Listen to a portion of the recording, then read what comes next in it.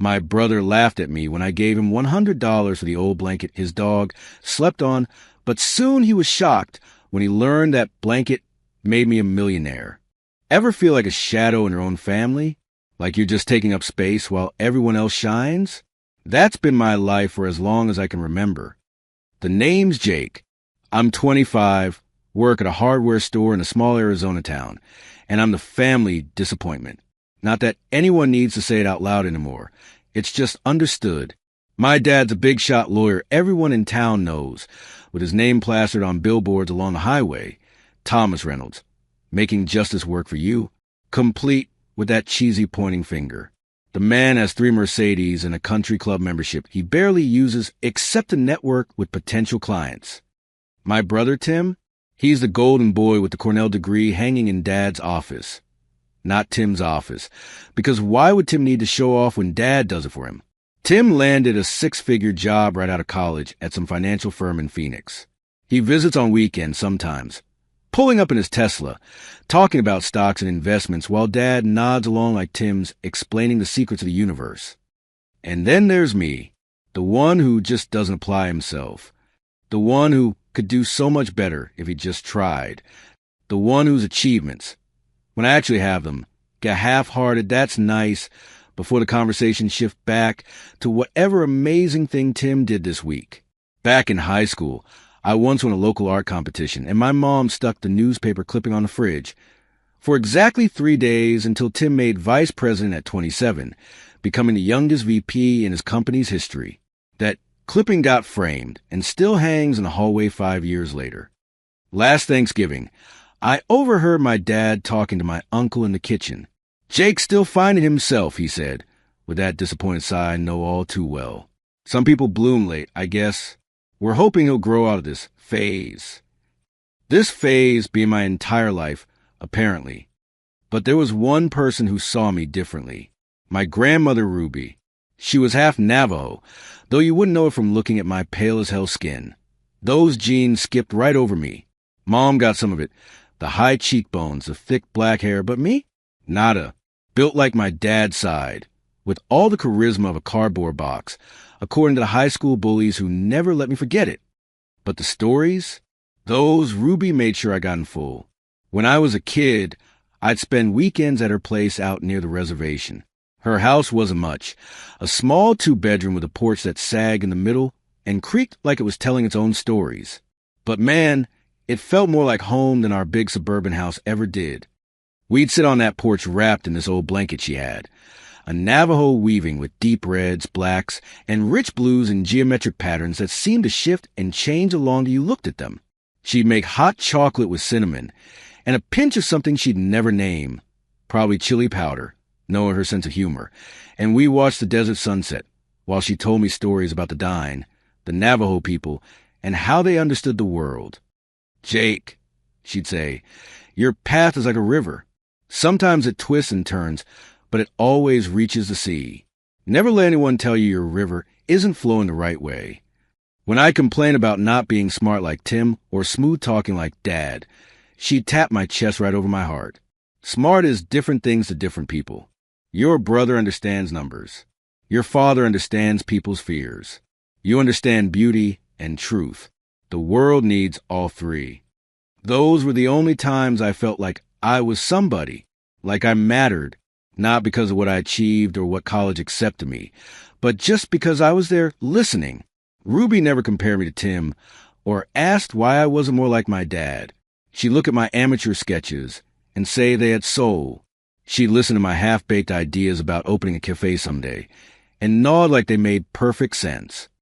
She taught me about the blanket, too. "This isn't just fabric," she'd explain, running her wrinkled fingers over the patterns.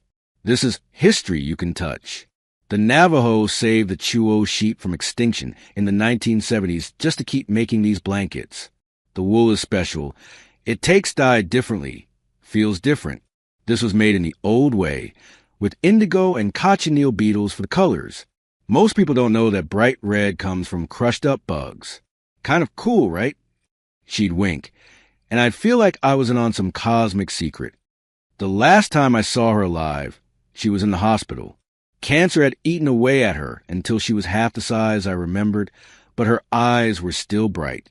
She held my hand and said, "Remember, you're stronger than they know, stronger than you know." I didn't understand what she meant then. I was just trying not to cry in front of her. When she died 3 months ago, it felt like someone had ripped out something essential inside me. The funeral was small. Ruby didn't have many friends left, and Dad handled everything with his usual efficiency.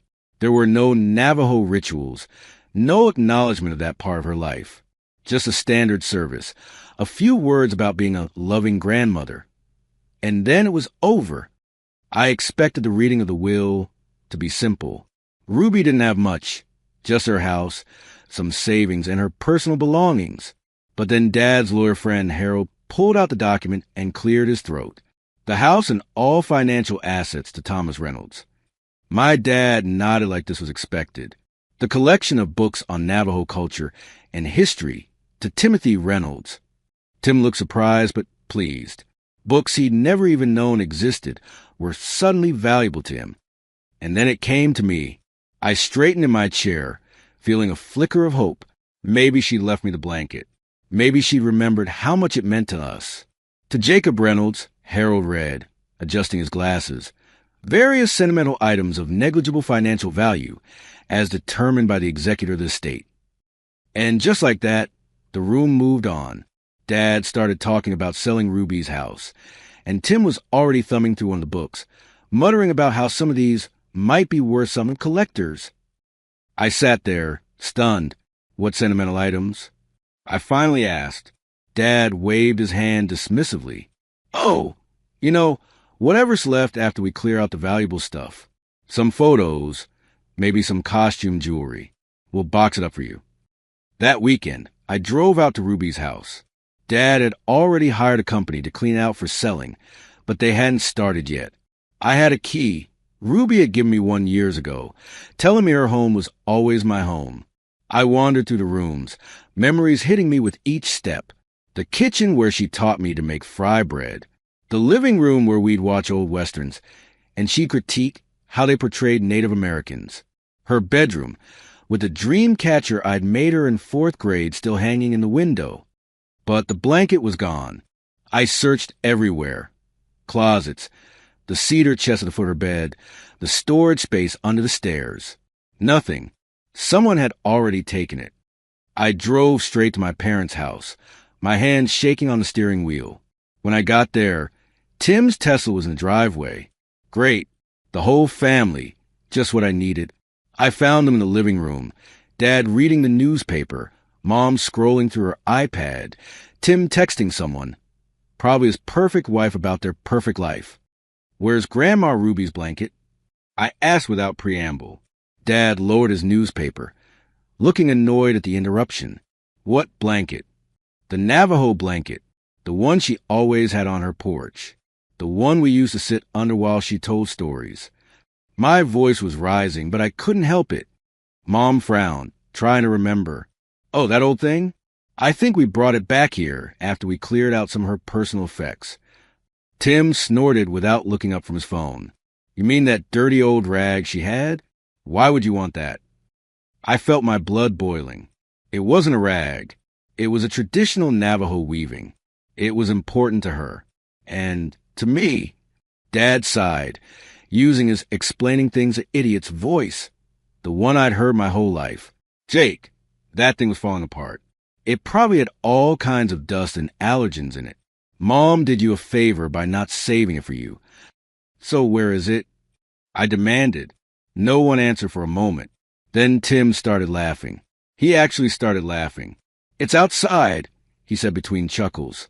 "In Rocky's doghouse. The dog needed something to sleep on." Rocky was Tim's prized German shepherd, a purebred show dog. He kept at our parent house because his wife was allergic. The dog that had won ribbons and cost more than my car. I stood there, feeling like I'd been punched in the gut. They'd given Ruby's blanket, her heritage, her history, our connection, to a dog to sleep on. "You're joking," I said, but I knew he wasn't. "If you want so bad, you can have it," Tim said with a shrug. "But it's probably covered in dog hair, and who knows what else by now." Dad folded his newspaper with a crisp snap. Tim, don't be cruel. Jake, if you want the blanket, you can take it. But I don't see why you'd want that old thing when there are much nicer mementos we could. How much? I interrupted. Dad blinked. What? How much for the blanket? You took everything else she had. How much do you want for it? Tim grinned, seeing an opportunity for entertainment. $100. Tim, Mom exclaimed, but there was no real objection in her voice. Fine, I said, pulling out my wallet. I'd just been paid, and I had exactly $127 to my name until next Friday.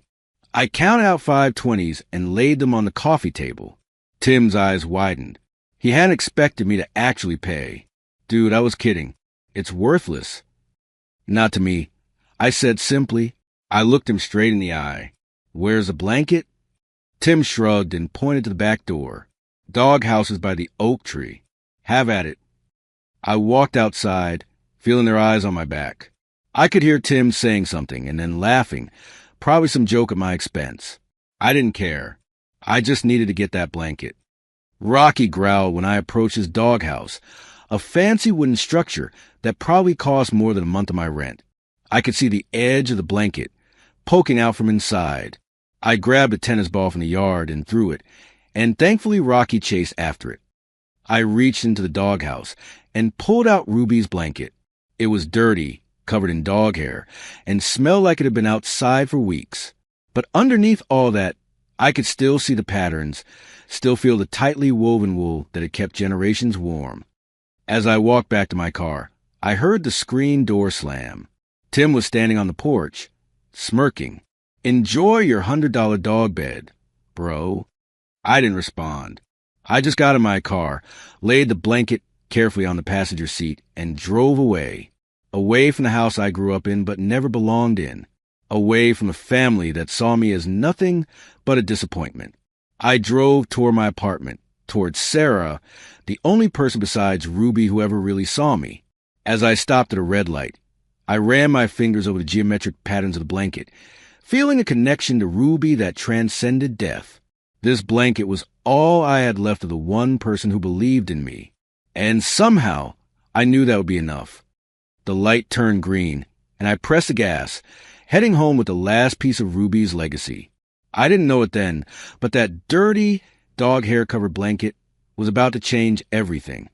I pulled into the parking lot of our apartment complex, the blanket still sitting beside me on the passenger seat, like some dirty, stray animal I'd rescued.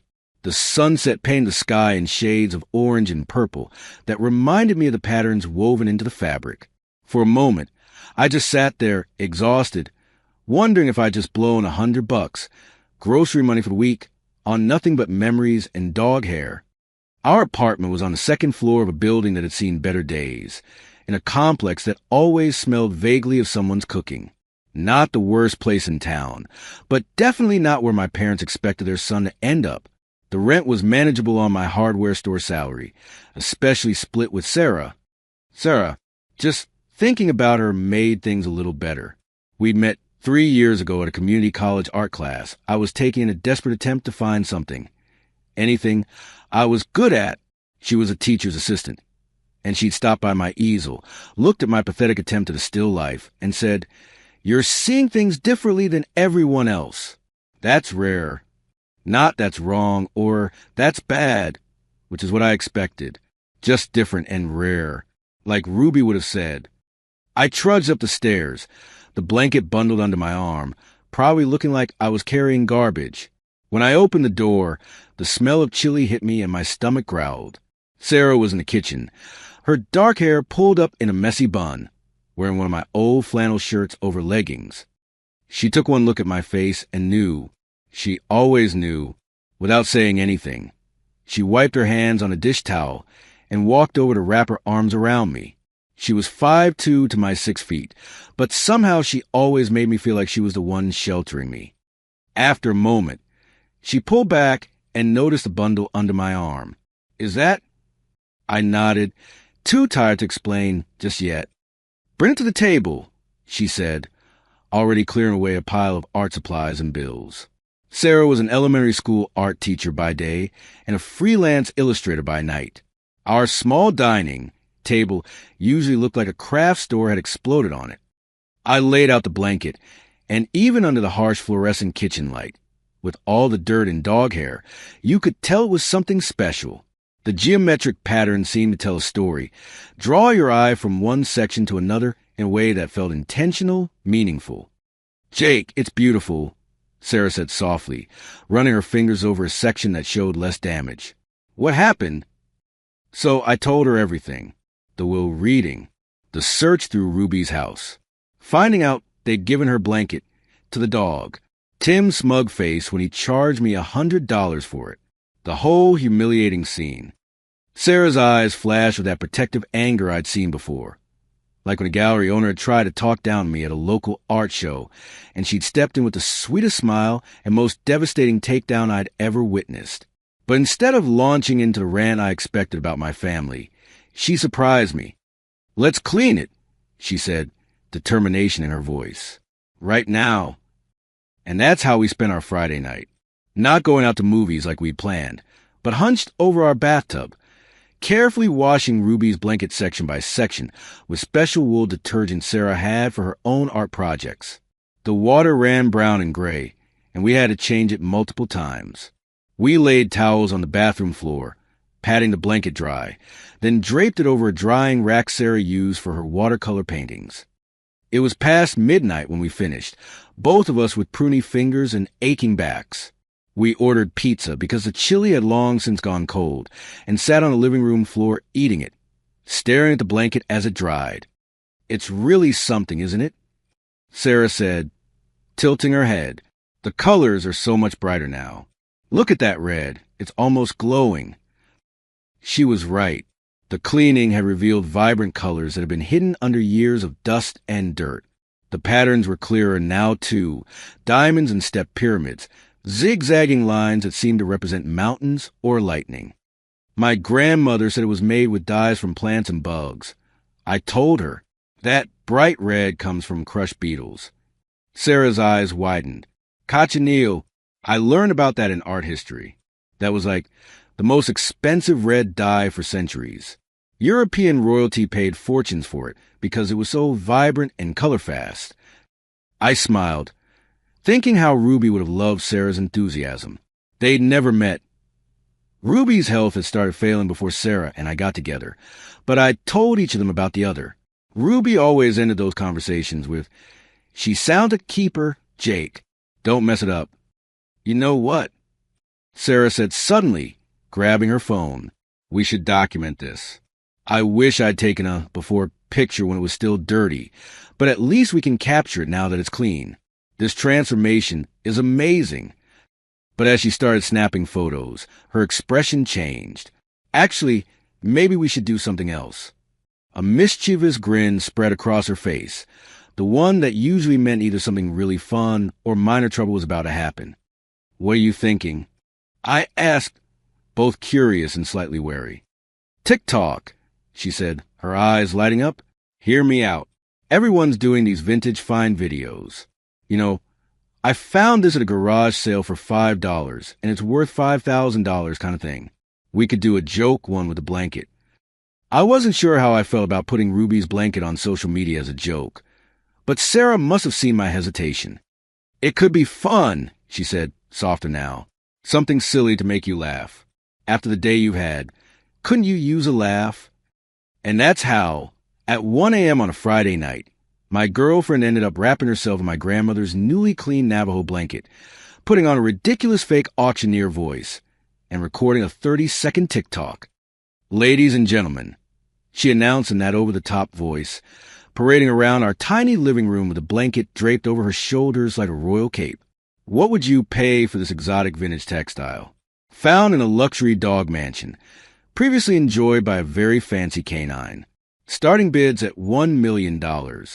Do I hear 1,000,001? I couldn't help it. I started laughing. It was so absurd, so opposite of the emotional day I'd had, that something in me just broke open. Sarah kept going, making increasingly ridiculous claims about the blanket. It was once used as a napkin by Elvis. Aliens wove this in their spacecraft, while striking model poses and dramatic turns. By the end of it, I was laughing so hard my stomach hurt. It felt good, like releasing something toxic I've been carrying. Sarah finished the video with a playful wink and said, "But seriously, how much would you pay for this thing?" Comment below. Then she collapsed next to me, both of us giggling like kids. "Feel better?" she asked, leaning her head on my shoulder. "Yeah, I admit it, but no one's going to see that anyway. Your TikTok has, 200 followers." Sarah stuck out her tongue at me. 287, thank you very much. Mostly my students' parents. But who cares? It made you laugh, and that was the point. We went to bed shortly after, the blanket still drying on the rack. I fell asleep with Sarah curled against me, feeling lighter than I had in weeks. Whatever that blanket was worth, even if it was just $100 I'd paid, it had already given me more than I expected. I woke up the next morning to Sarah shaking me, her eyes wide with excitement. Jake, wake up. You have to see this." I blinked awake, confused. What time is it?" "It's 8:30, but that doesn't matter. Look." She thrust her phone in my face, the screen so bright it made me squint. Once my eyes focused, I realized I was looking at her TikTok app, the video from last night. The one with her wrapped in Ruby's blanket doing her auctioneer impression had numbers next to it that didn't make sense to my sleep-addled brain. 200,000 views? I read. Sure, I was misunderstanding. That can't be right. It is. Sarah was practically bouncing on the bed. It went viral overnight. Look at the comments. There are thousands. I sat up, suddenly wide awake, and took the phone from her.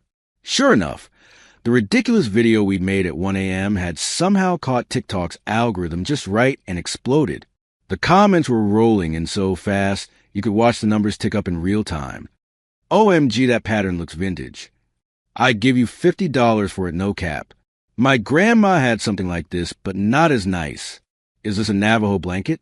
Looks authentic. I scrolled through dozens of similar comments. People joking, making offers, asking questions. It was bizarre, seeing something so personal to me being commented on by strangers. But then one comment made me stop cold. This appears to be a first phase Chief Navajo blanket, circa 1840 to 1860. If authentic, its value would be comparable to a Picasso painting. I'm a professor of Indigenous American art at UNM. DM me if you'd like more information. I stared at the username, DRM Gonzalez _NM. The profile picture showed an older man with salt and pepper hair and glasses, standing next to what looked like a museum display. "Sarah," I said slowly, "look at this one." She read it over my shoulder, and I felt her body tense with excitement. "Jake, what if?" "No way," I said immediately, handing the phone back to her. "It's just someone messing around, or trying to scam us. You know how the internet is." But Sarah was already tapping away on her phone. "I'm looking up this Dr. Gonzalez. Here, Dr. Manuel Gonzalez, professor of Indigenous American art and artifacts at the University of New Mexico. He specializes in textile arts of the Southwest, particularly Navajo weaving traditions. Jake, he's real." She showed me the university faculty page with the same man from the TikTok profile. It was definitely the same person. My heart started beating faster, but I tried to keep my expectations in check. Even if he is real, that doesn't mean what he's saying about the blanket is true. He's just seen a 30-second video of you goofing around with it. He can't possibly know what it really is. But Sarah was undeterred. What if he does, though? What if your grandmother's blanket is something special? Ruby was half Navajo, right? Maybe it's been in her family for generations. I hadn't thought of that. Ruby never talked much about her own parents or grandparents. I knew her father was Navajo and her mother was white, but that was about it. The blanket had just always been there, part of her, part of our time together. Should I message him? Sarah asked, her finger hovering over the DM button. I hesitated. On one hand, this seemed too good to be true, the kind of internet fantasy that never actually happens to real people. On the other hand, what if Ruby had left me something more valuable than I realized? Not just sentimentally, but literally? I'll do it, I said, taking the phone. If it's about Ruby's blanket, it should come from me. I composed a careful message. Dr. Gonzalez, I saw your comment on my girlfriend's TikTok about the blanket. It belonged to my grandmother, who was half Navajo. I'd be interested in hearing more about what you think it might be. I hit send, then immediately regretted it. What was I doing? Getting my hopes up for nothing? Setting myself up for some elaborate scam? But before I could spiral too far down that path, the message showed as seen, and 3 dots appeared, indicating he was typing a response. Mr. Reynolds, thank you for reaching out. Based on the patterns and colors visible in the video, I believe your blanket may be a significant historical artifact. The diagonal patterning and use of indigo blue are consistent with what we call first phase Navajo textiles, created between approximately 1820 to 1860. These were often made as gifts for chiefs or for trade with wealthy merchants. They are extremely rare. Fewer than 50 authenticated examples exist today. Would you be willing to meet? So I could examine it in person? I'm in Albuquerque, but I would be happy to meet you somewhere convenient. I showed the message to Sarah, my hands slightly shaking. This can't be real, I whispered. She squeezed my shoulder. What do we have to lose? If he's legit, this would be amazing. If he's not, well, we'll know pretty quickly, I think. She had a point. The worst that could happen was I'd waste some time meeting a scammer or someone who turned out to be mistaken. The best that could happen, I wasn't even sure what the best could be. There's a coffee shop right downtown, I said, making the decision. Public place, lots of people around. It's only about 2 hours from Albuquerque. I'll suggest meeting there. I replied to Dr. Gonzalez, suggesting Copper Mountain Coffee downtown the following afternoon. His response came almost immediately. Perfect. I'll be there at 2 p.m. Look for a man with a leather briefcase and a UNM lanyard. And Mr. Reynolds? Please bring the blanket in a protective covering if possible. If I'm right about what this is, it should be handled with care. After confirming the details, I put the phone down and looked at Sarah, a mix of emotions churning in my stomach. Excitement, disbelief, worry that I was being naive, and underneath it all, a strange feeling that Ruby was somehow orchestrating all this from wherever she was now. What are you thinking? Sarah asked, studying my face. I'm thinking my grandmother might be pulling cosmic strings, I said with a small laugh, like she found a way to keep helping me even after she's gone. Sarah smiled and took my hand. I wish I could have met her. She sounded like she was an amazing woman. She was, I said softly. And for the first time since she died, I feel like maybe she's still here in a way. Like she just winked at me from beyond. I looked over at the blanket, now dry and draped over the back of our couch. In the morning light, the colors seemed even more vibrant, the patterns more deliberate and significant. What had Ruby told me about it? That it wasn't just fabric, but history you could touch. I was beginning to wonder just how much history was woven into those threads, and what it might mean for my future. Tomorrow at 2 p.m., I'd find out if this was all a bizarre coincidence or something more. Either way, I knew one thing for certain. Ruby would have loved this unexpected twist in my river's journey. I barely slept that night. My mind kept racing, jumping between excitement and doubt like a kid playing hopscotch. What if this professor was right? What if Ruby's blanket, the one my brother's dog had been sleeping on, was actually worth something significant? Then again, what were the chances? Things like this didn't happen to people like me. They happened to lucky strangers in viral stories you scroll past on Reddit. Still, when morning came, I found myself handling the blanket with new care. I gently folded it and placed it in a clean plastic storage bin we had, following Dr. Gonzalez's advice about protecting it. Sarah kept catching me staring at it, lost in thought. What's going through your head? She asked as we ate breakfast. Honestly, I'm scared of hope. I admitted, my whole life has been one long lesson in lowered expectations. She reached across the table and took my hand. I know, but Jake, sometimes the universe surprises us. Ruby would want you to be open to that possibility. I nodded, thinking of Ruby's river metaphor. Maybe this was just another bend in the stream, leading somewhere unexpected. The hours crawled by until it was time to head downtown. Copper Mountain Coffee was the kind of place that tried hard to look hip and artisanal, with reclaimed wood counters and Edison bulbs dangling from the ceiling. It was usually full of college students and remote workers, which seemed perfect for meeting a stranger from the internet. Public, busy, safe. I arrived 20 minutes early, too nervous to sit at home any longer. Sarah wanted to come with me, but she had a weekend art workshop she was teaching, and I insisted she not cancel. Take pictures, she made me promise, and text me updates. I ordered a black coffee and claimed a table in the corner where I could watch the door. The plastic bin with the blanket sat on the chair next to me like a silent companion. Every time the door opened, my heart jumped a little.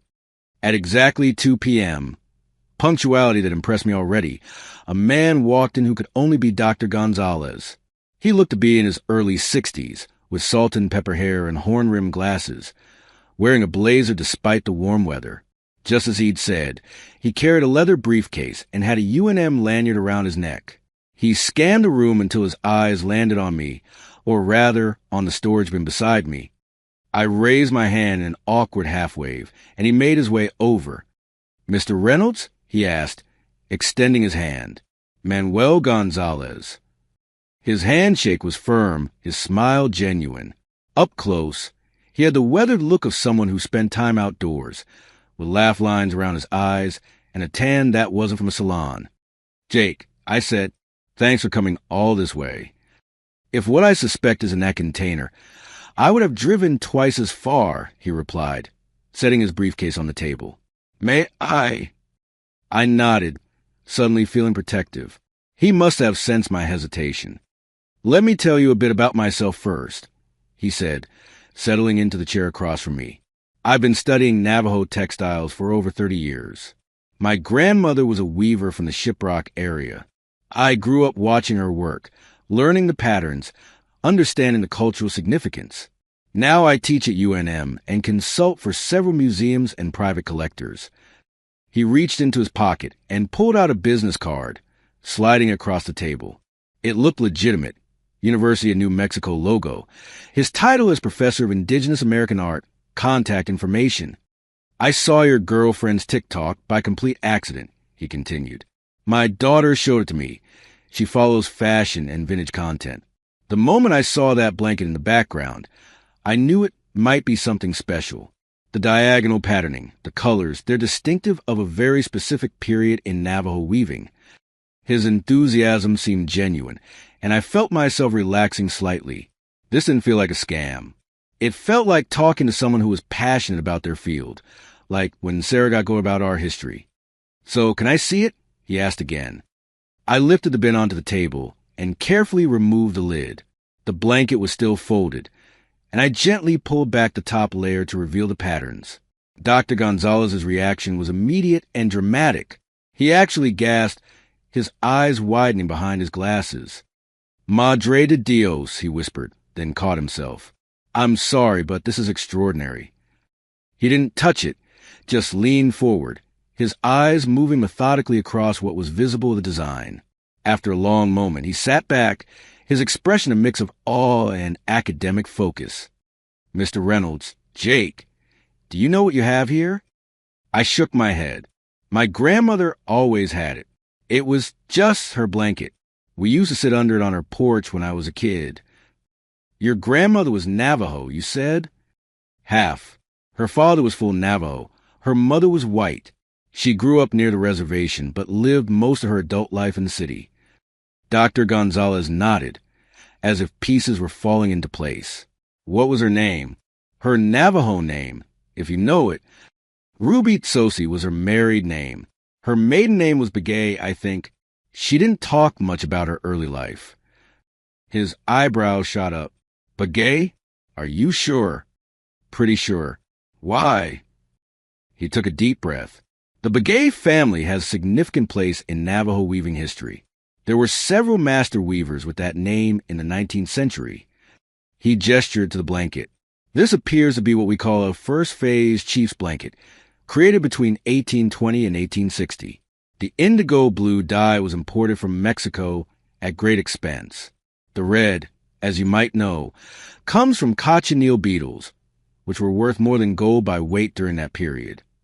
He pointed to specific elements of the pattern. These designs represent harmony with nature, balance between earth and sky. The way they're executed here, the tension of the weave, the precision of the patterns, this was made by a master. There are fewer than 30 authenticated first-phase blankets in existence today. I sat there, trying to process what he was saying. So it's rare? Dr. Gonzalez laughed softly. That's an understatement. It's museum quality. The last one that came to auction sold for $1.8 million. It wasn't in as good condition as this one appears to be. The number hit me like a physical blow. Million, with an M. More money than I would earn in decades at the hardware store. More than enough to change my entire life. That's impossible, I said, my voice barely audible over the coffee shop chatter. I understand your skepticism, Dr. Gonzalez said, nodding. And I want to be clear, I'm making an educated assessment based on what I can see. To be certain, we would need to authenticate it properly. Carbon dating, dye analysis, weave examination. I can help facilitate that process if you're interested. My mind was racing. This had to be a mistake or a dream or some elaborate scam I was too naive to see through. But looking at Dr. Gonzalez's earnest expression, the way he kept glancing at the blanket with barely contained academic excitement, it was hard to doubt his sincerity. What would authentication involve? I asked cautiously. I would connect you with the Textile Conservation Laboratory at the university. They have all the equipment needed. It's a non-destructive process. They take tiny samples of fibers from inconspicuous areas, examine the weave structure, analyze the dyes. The whole process usually takes about a week. And how much does that cost? He waved a hand dismissively. Nothing to you. I would sponsor it as part of my research department's work. All I would ask is permission to document it for academic purposes. It still seemed too good to be true. Why would you do that for me? You don't even know me. Dr. Gonzalez's expression turned solemn. Because these blankets aren't just valuable objects. They're pieces of cultural history. Each one that's properly identified and documented helps us better understand Navajo weaving traditions. And frankly, I've been studying these textiles my entire career. The chance to examine an unknown example, possibly with provenance linking it to a known weaving family, that's worth more to me than money. I believed him. His passion reminded me of Ruby when she talked about her heritage. That same mix of reverence and enthusiasm. Okay, I said finally, let's authenticate it. Dr. Gonzalez broke into a wide smile. Excellent. I can arrange everything for early next week. I'll need you to bring the blanket to the lab in Albuquerque. He paused, considering. Actually, I should give you a proper protected container for transport. He opened his briefcase and pulled out what looked like a flat, acid-free archival box. This will be safer than plastic. Together, we carefully transferred the blanket into the box, Dr. Gonzalez giving instructions on the proper way to handle it without putting stress on the fibers. Before closing the box, he took several photos with a professional-looking camera, explaining each was for preliminary documentation. We made arrangements the following Tuesday, exchanged phone numbers, and then, almost in a daze, I watched him leave the coffee shop. I sat there for a long time afterward, staring at the archival box as if it might disappear if I looked away. When I finally left, I called Sarah immediately, my voice shaking as I tried to explain what had happened. She screamed so loud, I had to hold the phone away from my ear. Jake, do you know what this means? You're rich. You could pay off your student loans, buy a house, start that cafe you've always talked about. We don't know for sure yet, I cautioned, though her excitement was infectious. It needs to be authenticated. But even if it's worth half what he thinks, that's still life-changing money. Life-changing. The words echoed in my head all weekend. By Tuesday morning, when I drove to Albuquerque with the blanket carefully secured in Dr. Gonzalez's box, I had started to let myself believe, just a little. The textile conservation lab was impressive. A state-of-the-art facility with specialized equipment I couldn't begin to understand. Dr. Gonzalez introduced me to the lead conservator, Dr. Eliza Chun, who explained each step of the process they would undertake. They took the blanket with such reverence, handling it with white gloves, that I finally started to grasp how special it might truly be. "We'll call you as soon as we have results," Dr. Chin promised. "Probably by early next week." The wait was excruciating. I kept checking my phone, jumping every time it buzzed, unable to focus at work. Sarah tried to keep me distracted, but even she was on edge with anticipation. 8 days later, not that I was counting, my phone rang with an Albuquerque number. It was Dr. Gonzalez. "Jake," he said, and I could hear the smile in his voice before he even continued. "The authentication is complete. It's exactly what I thought. A first-phase chief blanket, circa 1840 to 1850. The dye analysis confirms traditional materials. The weave structure is consistent with the period, and carbon dating places it in the mid-19th century." I sank into a chair, my legs suddenly unable to support me. "So it's real. Very real. And given its condition and the clear Begay family connection, it's exceptionally valuable. I've already had inquiries from several museums that heard about it through the Conservation Network." My heart was pounding. "What happens now?" "That's entirely up to you, Jake. You have several options. You could sell it at auction. Christie's or Sotheby's will be fighting over the right to list it. You could sell it privately to a museum or collector. Or you could keep it, of course." Keep it. The option hit me with unexpected force. This wasn't just a valuable object. It was Ruby's blanket, the one we'd sat under for countless hours, the one that had connected us. Could I really let it go? "I need to think," I said. "Of course. Take your time." He paused. "There is one other option I should mention. The Navajo Nation Museum has expressed interest. They're prepared to make an offer, a substantial one, to bring the blanket home, so to speak, to have it as part of their permanent collection, where it would be preserved and displayed as part of their cultural heritage." Something about that felt right. Ruby had always talked about honoring her heritage, about the importance of remembering where you came from. "How substantial?" I asked. $1.5 million. It's below market value for private sale, but it would be going to its cultural home, which matters to some sellers. The number still seemed impossible. Life-changing, as Sarah had said.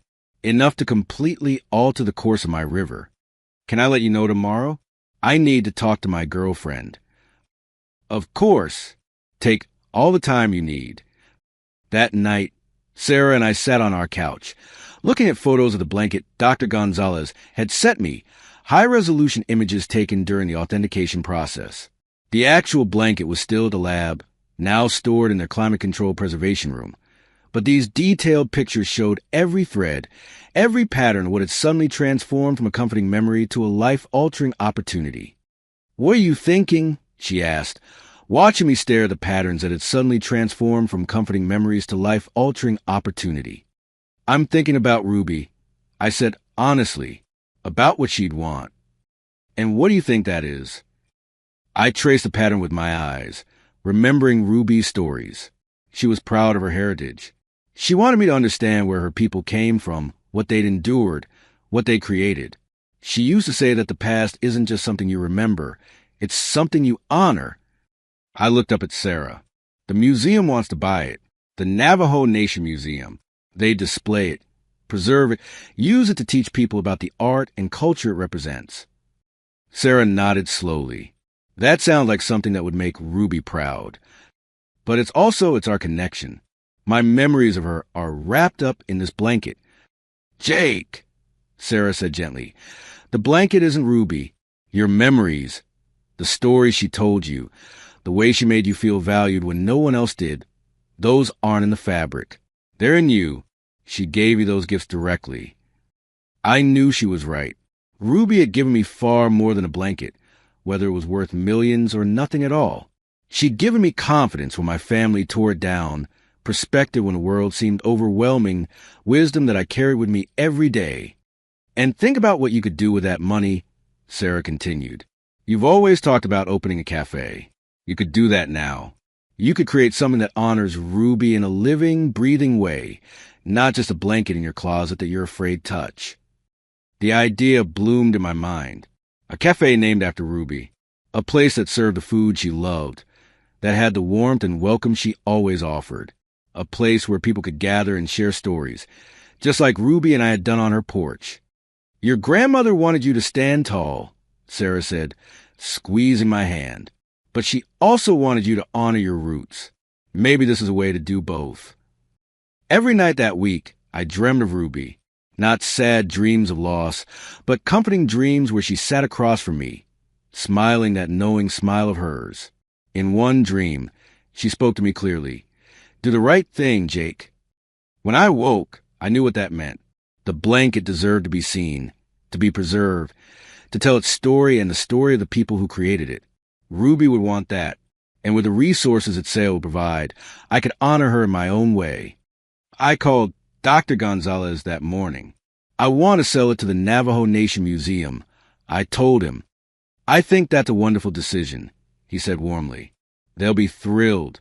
I can arrange a meeting with their acquisition director next week, if that works for you. The paperwork was surprisingly simple. The museum representatives treated me with respect and gratitude, explaining how the blanket would be displayed, how it would be used to educate visitors about Navajo weaving traditions. They told me about their climate control preservation rooms, their security systems, their commitment to cultural repatriation. When I signed the final papers, transferring ownership of Ruby's blanket to the Navajo Nation in exchange for a check with more zeros than I'd ever seen, I felt a bittersweet mix of loss and possibility.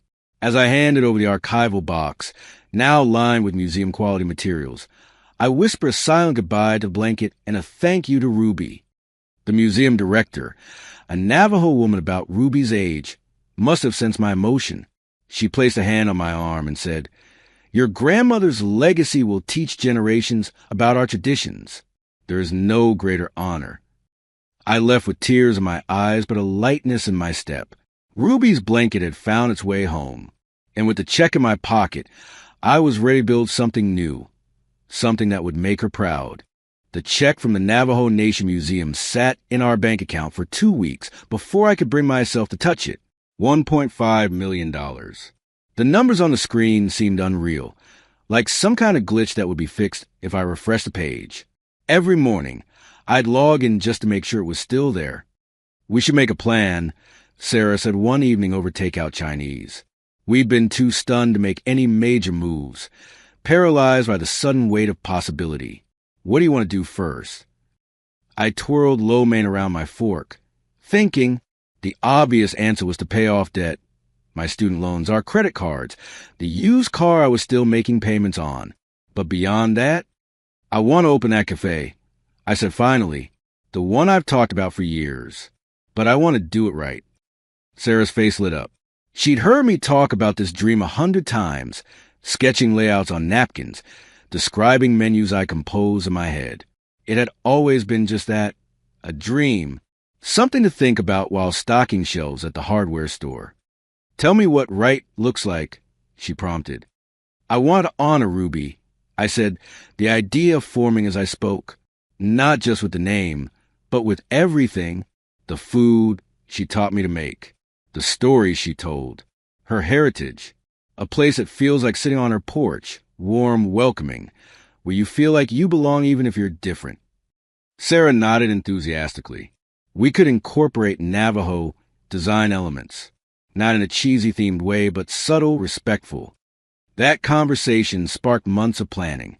We found location downtown, a former bookstore with big windows and exposed brick walls. We hired a Navajo consultant to ensure every design choice was culturally respectful. We developed a menu that blended Ruby's traditional recipes with contemporary cafe fare. I insisted on doing things debt-free. No loans, no investors demanding returns or creative control. The money from the blanket meant we could build exactly what we envisioned without compromise. We named it Ruby's Legacy. The sign was simple, hand-painted in deep reds and blues that echoed the colors of the blanket.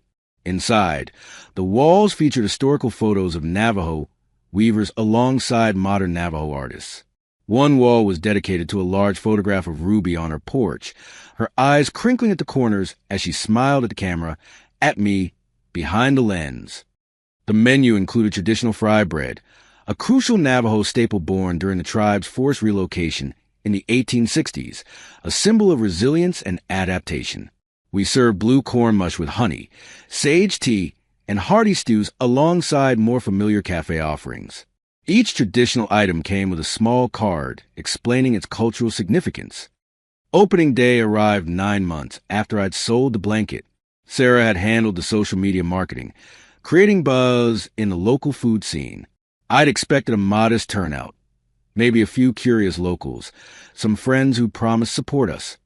What we got was a line stretching down the block. The TikTok fame of the blanket had created unexpected interest in our story. Sarah had cleverly tied it all together in our marketing. From blanket to beans, how a family heirloom brewed a dream. Local news had picked it up, and suddenly our little cafe opening was the talk of the town. That first day was a blur of activity. I worked the counter while Sarah managed the floor. We'd hired a small staff, including 2 Navajo culinary students from the community college, but we were still running on adrenaline and coffee by closing time.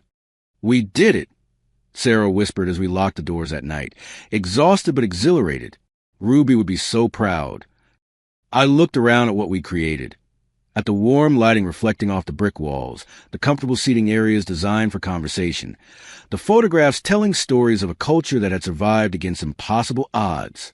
It felt right. It felt like Ruby. The cafe thrived beyond our expectations. Local food critics praised our unique concept and execution.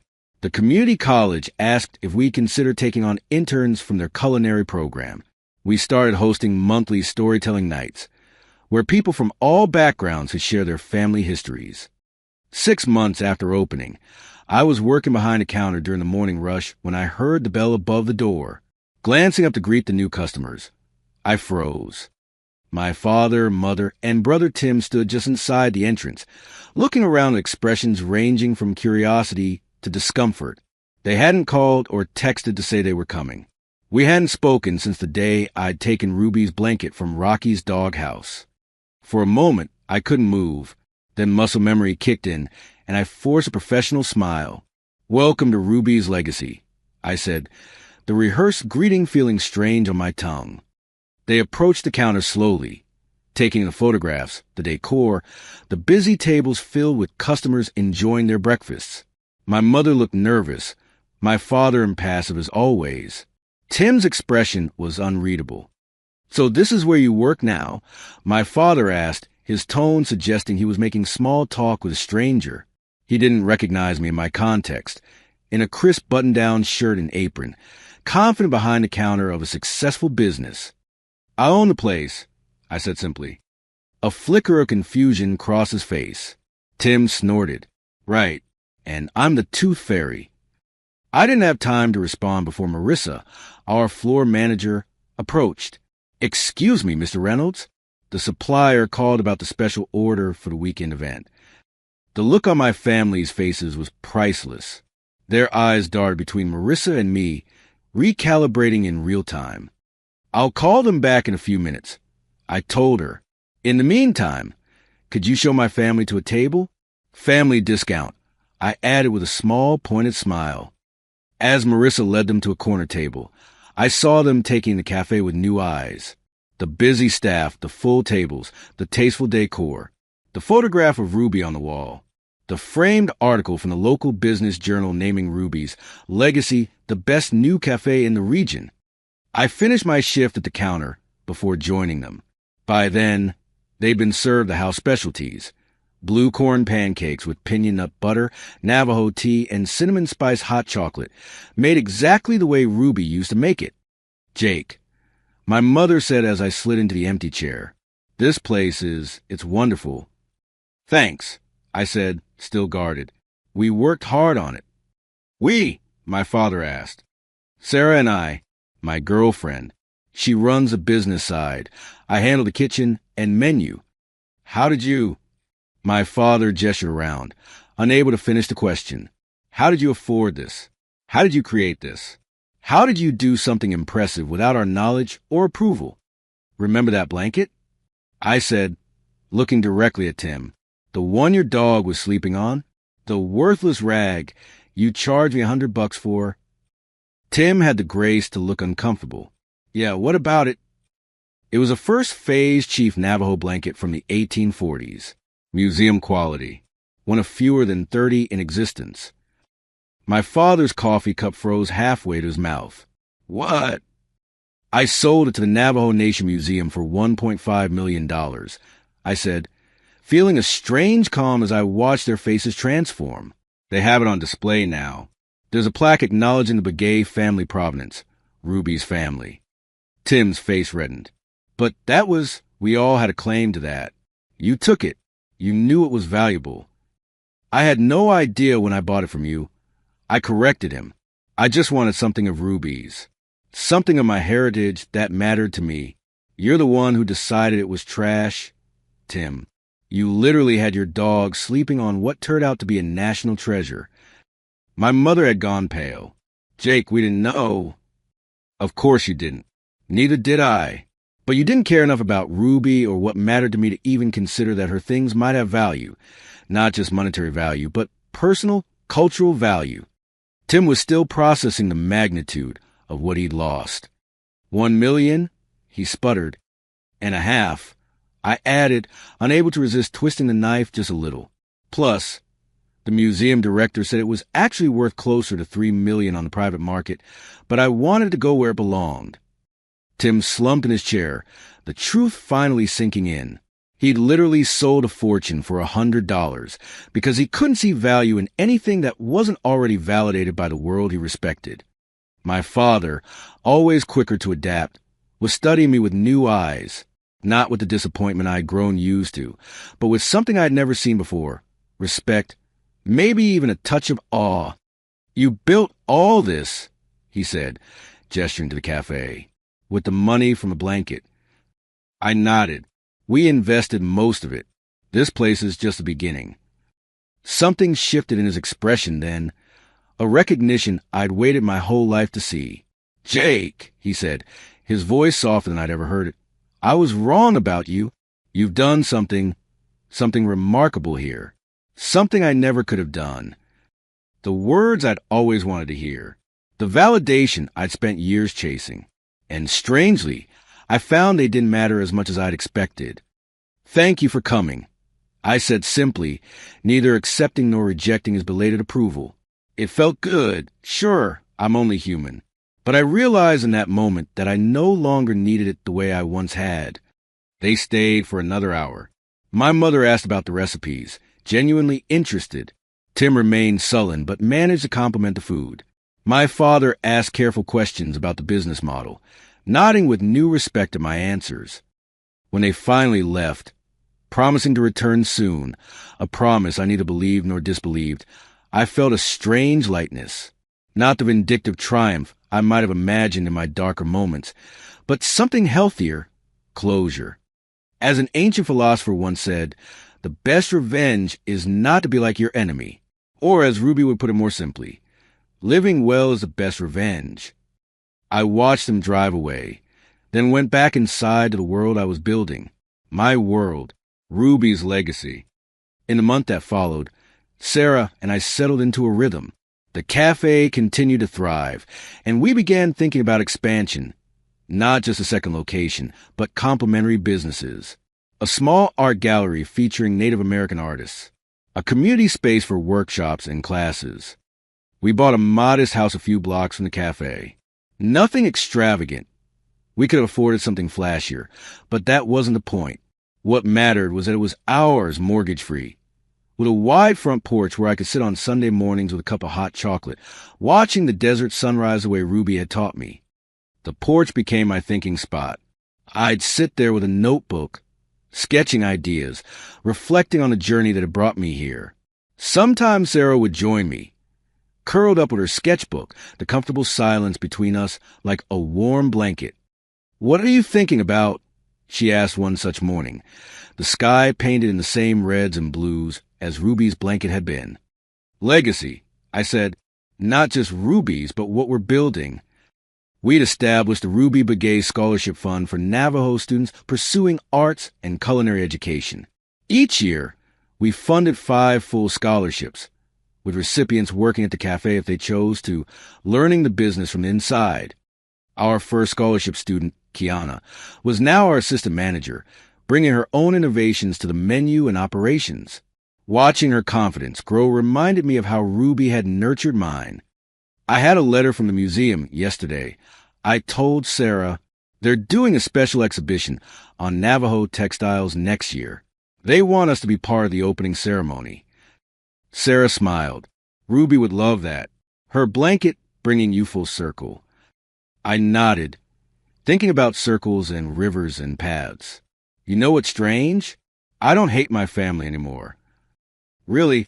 Sarah raised an eyebrow. Not even Tim? I laughed. Well, Tim's still Tim. But the anger isn't there like it was. They haven't changed, but I have. I don't need them to validate me anymore. And that was the truth.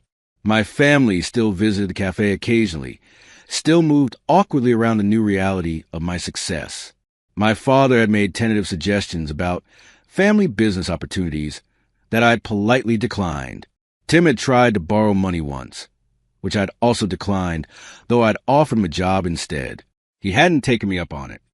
I didn't defeat them, I realized aloud. I defeated the version of myself that believed them when they said I was nothing. Ruby had tried to tell me this all along. Your path is like a river, she'd said. Sometimes it twists and turns, but it always reaches the sea. The river had taken an unexpected course. But here I was, exactly where I was meant to be. Last week, a young Navajo artist came into the cafe. She'd heard our story and wanted to show me something. From her portfolio, she pulled out a sketch of a textile design, a modern interpretation of traditional patterns, incorporating elements that honored the past while creating something new. I saw your grandmother's blanket at the museum, she told me. It inspired this collection. I wanted you to see it first. As I looked at her work, bold, innovative, deeply rooted in tradition, yet speaking to the future, I felt Ruby's presence so strongly I almost looked over my shoulder. She would love this, I said, my voice thick with emotion. This is exactly what legacy means. The artist smiled, understanding perfectly. I've thought a lot about value since finding out what Ruby's blanket was worth.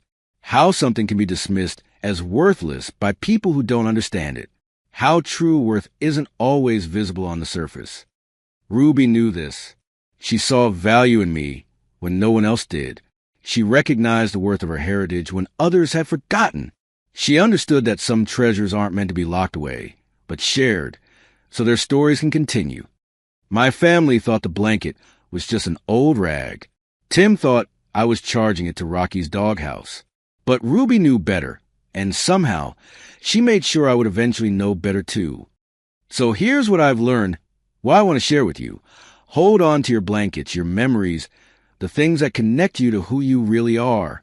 They might seem worthless to others, but they're the threads that weave your story. And one day, they might lead you home.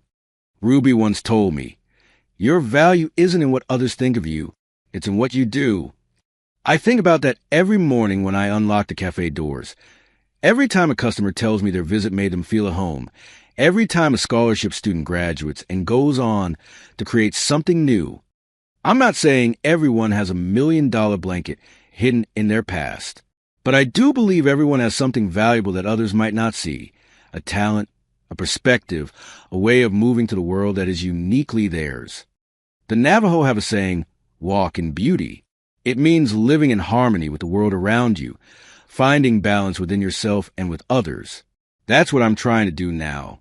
Not proving myself to anyone, not seeking validation from those who couldn't see me, just walking my path, creating beauty where I can. Sometimes I dream about Ruby, not sad dreams of loss, but peaceful ones where she's sitting on her porch, nodding approvingly as I tell her about my day. In one dream, she said something I'll never forget. See? Your river found its way, just like I said it would. The blanket that was once dismissed as trash now hangs in a museum, teaching thousands about Navajo culture and artistry. The grandson who was once dismissed as worthless now runs a thriving business that honors his heritage and creates opportunities for others. If that's not a legacy to be proud of, I don't know what is. So here's to Ruby, to blankets that hold more than warmth, to rivers that always find their way to the sea. And here's to you, finding the value in what others might overlook, especially if that something is yourself.